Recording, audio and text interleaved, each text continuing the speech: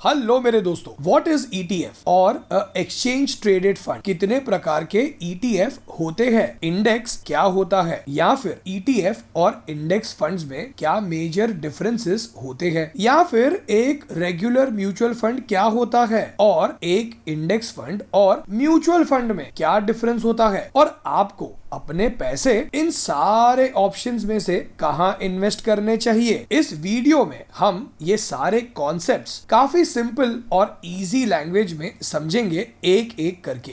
आगे बढ़े उससे पहले मैं हूं भाविन, सर्टिफाइड फाइनेंशियल प्लानर, और आप देख रहे हैं YouTube channel the art of wealth building, आपका one point destination to seek an unbiased consultation on personal finance.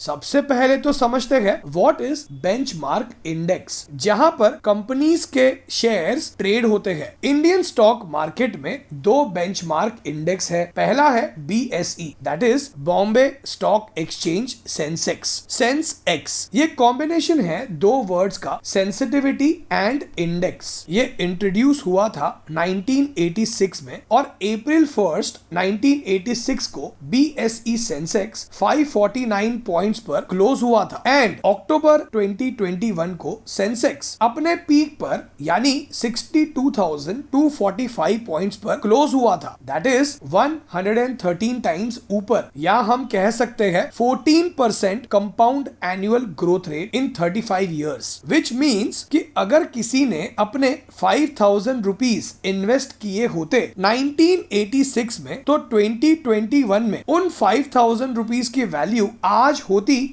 1,29,79,560 rupees. BSE Sensex में इंडिया की टॉप 30 और सबसे ज्यादा ट्रेड होने वाली कंपनीज लिस्टेड है। तो अब समझते हैं इंडिया के दूसरे बेंचमार्क इंडेक्स को, दैट इज NSE यानी नेशनल स्टॉक एक्सचेंज निफ्टी 50, जहां इंडिया की टॉप 50 और सबसे ज्यादा ट्रेड होने वाली कंपनीज लिस्टेड है। निफ्टी को अप्रैल 1996 में इंट्रोड्यूस किया गया था एट 1000 पॉइंट्स और 14 अक्टूबर 2021 को निफ्टी अपने पीक पर 18,350 पॉइंट्स पर क्लोज हुआ था, यानी 18.35 टाइम्स इन 25 इयर्स, या हम कह सकते हैं 12% कंपाउंड एनुअल ग्रोथ रेट। अब सेंसेक्स और निफ्टी ब्रॉड बेस्ड इंडेक्स है, लेकिन मार्केट कैपिटलाइजेशन बेस्ड इंडेक्स भी होती है, जैसे BSE mid cap, BSE small cap, या फिर सेक्टोरियल इंडेक्स जैसे निफ्टी FMCG या Nifty IT, BSE Bankex etcetera etcetera. और फाइनेंशियल ईयर 2020 में अप्रोक्सीमेटली 7,400 कंपनीज लिस्टेड थी across BSE Sensex and NSE Nifty पर, और इनमें से करीब 5,400 कंपनीज लिस्टेड थी BSE सेंसेक्स पर अलोन। अब आपको ये तो समझ आ गया कि इंडेक्स क्या होता है। तो अब समझते हैं कि हमारे पास इन इंडेक्स में ट्रेड होने वाली कंपनीज में अपने पैसे इन्वेस्ट करने के कौन से ऑप्शंस अवेलेबल है और हमें इन सारे ऑप्शंस में से कौन सा ऑप्शन कब सिलेक्ट करना चाहिए। तो सबसे पहला ऑप्शन है डायरेक्ट इक्विटी, यानी सीधे कंपनीज के स्टॉक्स में निवेश करना।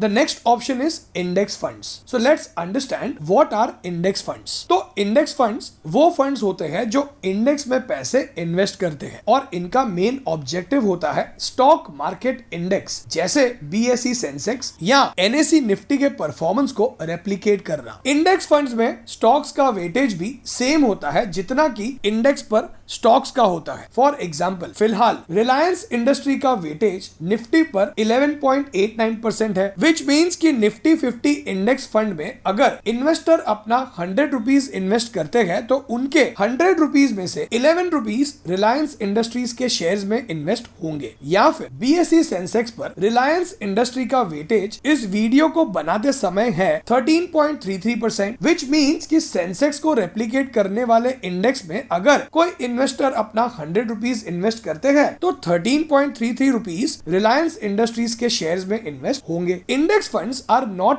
एक्टिवली मैनेज्ड फंड्स और इसीलिए इंडेक्स फंड्स के एक्सपेंसेस काफी लो होते हैं। इंडेक्स फंड्स का मेन एम इंडेक्स को बीट करना नहीं होता, लेकिन इंडेक्स के परफॉर्मेंस को रेप्लिकेट करना होता है और इसीलिए इनके रिटर्न्स ऑलमोस्ट इंडेक्स के रिटर्न्स जितने ही होते हैं। और सिंस ये इंडेक्स को ट्रैक करते हैं तो इन्वेस्टर्स को सबसे कम ट्रैकिंग एरर वाले इंडेक्स फंड्स सिलेक्ट करने चाहिए। कुछ इंडेक्स फंड्स के टाइप का एग्जांपल दूं तो Nifty 50 equal weight, Nifty next 50, Nifty small cap 50, Nifty 100, Sensex index fund etcetera etcetera. अब कई लोगों के बीच ईटीएफ्स और इंडेक्स फंड्स को लेकर थोड़ा कंफ्यूजन होता है। So now let's understand what are ETFs and what is the difference between ETF and index funds. और ईटीएफ्स को समझे उससे पहले फ्रेंड्स, क्या आपको पता है कि अगर कोई इंसान आज 30 इयर्स का है और अगर उसके घर का मंथली एक्सपेंस 40,000 रुपीज है तो उस इंसान को 55 इयर्स की एज में रिटायर होने तक अप्रोक्सीमेटली 4.55 करोड़ रुपीस चाहिए होंगे, सो दैट वो महंगाई बढ़ने के कारण same standard of living maintain कर सके रिटायरमेंट के बाद भी। अभी रिटायरमेंट प्लानिंग के अलावा हम सबके कुछ और भी पर्सनल फाइनेंशियल गोल्स होते हैं, जैसे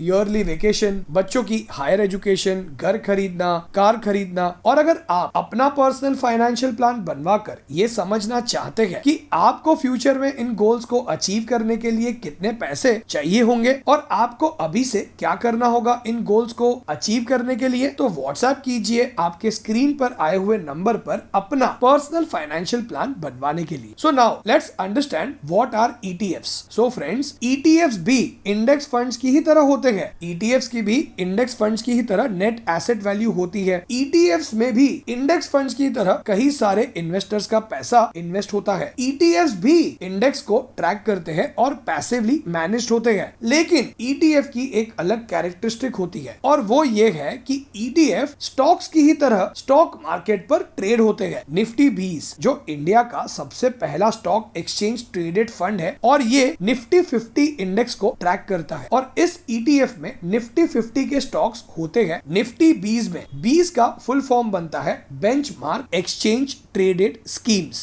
ईटीएफ को 4 कैटेगरीज में डिवाइड किया जा सकता है। Number 1, equity ETF. In exchange traded fund में इंडेक्स के स्टॉक्स होते हैं या फिर किसी पर्टिकुलर सेक्टर, बिजनेस या इंडस्ट्री के कुछ ग्रुप ऑफ स्टॉक्स हो सकते हैं। For example ETF pharma, ETF IT या ईटीएफ कंजम्पशन, जिनमें कुछ फार्मा, आईटी कंपनीज या फिर कंजम्पशन सेक्टर के स्टॉक्स होते हैं। 2, gold ETF. Gold exchange traded funds gold bullions में इन्वेस्ट करते हैं और इन ईटीएफ के जरिए इन्वेस्टर्स गोल्ड में अपना इन्वेस्टमेंट कर सकते हैं। 3, इंटरनेशनल एक्सपोजर ईटीएफ। इन ईटीएफ के जरिए इन्वेस्टर्स फॉरेन मार्केट में एक्सपोजर ले सकते हैं as international ETF international stock index पर बेस्ड होते हैं। For example Nasdaq 100 ETF. And the 4th category is liquid ETF और डेट ईटीएफ। लिक्विड ईटीएफ का investment short term government securities में होता है और इन ईटीएफ का मेन ऑब्जेक्टिव होता है रिटर्न्स को बढ़ाकर कॉस्ट को रिड्यूस करना। So why should investor invest in ETF? ETF एक बहुत ही अच्छा तरीका है बास्केट ऑफ स्टॉक्स में इन्वेस्ट करके अपने पोर्टफोलियो को डाइवर्सिफाई करने का, बिकॉज स्टॉक इन्वेस्टर्स कुछ कंपनीज के स्टॉक्स ही बाय कर सकते हैं depending on the amount that they have.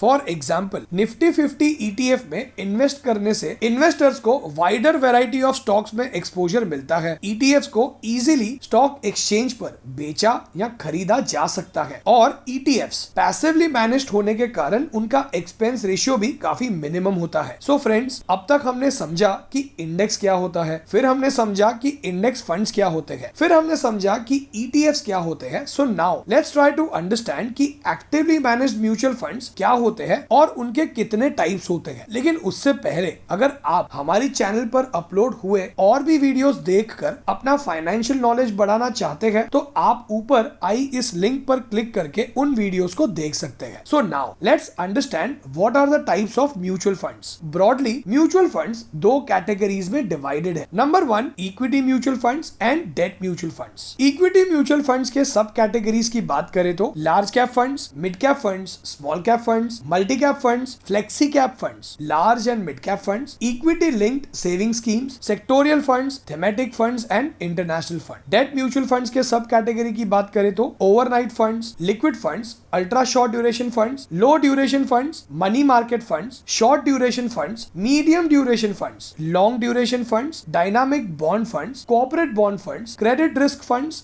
Banking and PSU funds, guild funds, floater funds and fixed maturity plans. Mutual funds के मैनेजमेंट स्टाइल की बात करें तो एक होते हैं actively managed mutual funds and second are passively managed mutual funds जैसे कि index funds. Actively managed mutual funds का एक्सपेंस रेशियो थोड़ा ज्यादा होता है compare to index funds, as इन फंड्स को फंड मैनेजर एक्टिवली मैनेज करता है और एक्टिवली मैनेज फंड्स में लॉन्ग टर्म में इंडेक्स के कंपैरिजन में ज्यादा रिटर्न्स जनरेट होने की पॉसिबिलिटी होती है, जिसे अल्फा कहा जाता है। फंड्स के एक्सपेंस रेशियो को कम करने का एक और तरीका है डायरेक्ट म्यूचुअल फंड्स में इन्वेस्ट करना। हर म्यूचुअल फंड स्कीम दो प्रकार के प्लान्स ऑफर करती है, direct and regular. Direct plan में इन्वेस्टर को डायरेक्टली इन्वेस्ट करना होता है एएमसी के साथ और कई सारे एप्लीकेशंस भी डायरेक्ट प्लान प्रोवाइड करवाते हैं, जैसे कि ज़ीरोधा कॉइन। अगर आप अपना अकाउंट ज़ीरोधा में ओपन करना चाहते हैं तो डिस्क्रिप्शन में मैंने लिंक शेयर कर दी है। और इसीलिए डायरेक्ट फंड्स का एक्सपेंस रेशियो रेगुलर प्लान्स के कंपैरिजन में कम होता है, एज इनमें डिस्ट्रीब्यूशन फी इन्वॉल्व नहीं होती। दोस्तों, अभी रिसेंटली मेरे किसी फ्रेंड ने गोवा जाने के लिए अपने इक्विटी म्यूचुअल फंड्स को निवेश करने के 6 मंथ्स में ही लॉस में बेच दिया और कहने लगा कि इक्विटी में तो इन्वेस्ट करने पर लॉस ही होता है। वेल, फर्स्ट ऑफ ऑल तो अगर उसे 6 मंथ्स में ही पैसे निकालने थे तो उसे इक्विटी म्यूचुअल फंड्स में पैसे इन्वेस्ट करने ही नहीं चाहिए थे। सेकेंडली, मेरे फ्रेंड का कोई फाइनेंशियल प्लान नहीं है और इसीलिए वो रैंडमली पैसे इन्वेस्ट कर देता है किसी भी प्रोडक्ट में बिना अपना रिस्क, अपने गोल्स और अपना टाइम होराइजन ऑफ इन्वेस्टमेंट समझे ही, और कभी भी इन पैसों को निकाल देता है। और इसीलिए इतने सालों से इतनी अच्छी इनकम होने के बावजूद उसकी नेटवर्थ कुछ खास नहीं है और उसके पास दिखाने के लिए कुछ भी नहीं है। क्या आपके पास आपका पर्सनल फाइनेंशियल प्लान है? क्या आपको पता है कि आपको अपने फ्यूचर पर्सनल फाइनेंशियल गोल्स जैसे वेकेशंस, घर खरीदना, कार खरीदना, बच्चों की हायर एजुकेशन, रिटायरमेंट, इन गोल्स के लिए कितने पैसे चाहिए होंगे महंगाई बढ़ने के कारण? और अगर आप ये सब समझना चाहते हैं तो व्हाट्सएप कीजिए इस नंबर पर अपना पर्सनल फाइनेंशियल प्लान बनवाने के लिए। इस वीडियो से कुछ सीखने मिला हो तो लाइक करके मुझे मोटिवेट कीजिए और भी ऐसे वीडियोस बनाने के लिए। मन करे थोड़ा और मोटिवेट करने का तो सब्सक्राइब कर लीजिए और बेल आइकन पर क्लिक करके ऑल पर जरूर क्लिक कीजिए। एंड फाइनली, इस वीडियो को एंड तक देखने के लिए और आपका कीमती समय इन्वेस्ट करने के लिए आपका बहुत बहुत धन्यवाद।